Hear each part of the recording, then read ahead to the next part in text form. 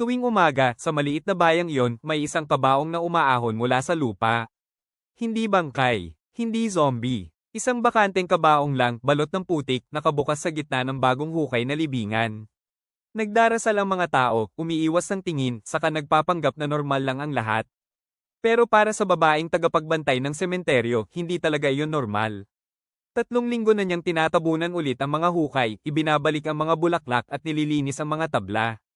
At tuwing umaga, may panibagong kabaong na naghihintay sa kanya.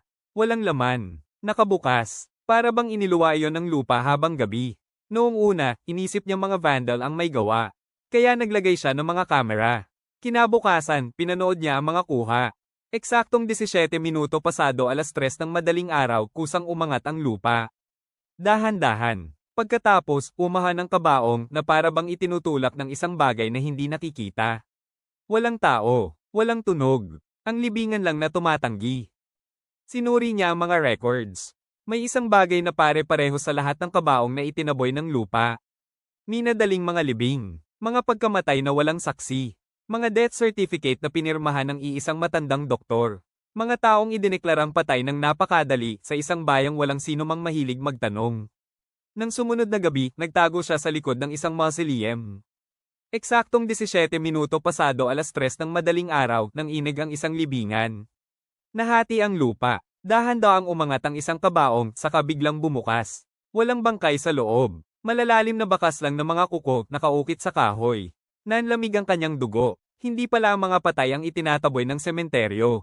Ang mga kabaong ang tinatanggihan nito. Dahil ang mga taong inilagay sa loob ng mga iyon ay hindi pa patay nang ibaba sila sa lupa. Kumalmat sila. Sumigaw. Pagkatapos, naglaho sa ilalim ng lupa. Kinabukasan, pinuntahan niya ang matandang doktor. Walang tao sa bahay nito. Sa opisina, nakakita siya ng mga sinunog na files, mga bote ng gamot at isang listahan ng mga pangalan. Nasa pinakailalim ang pangalan niya. May petsa sa tabi nito. Kinabukasan. At may sulat kamay na note. Lihim na libing.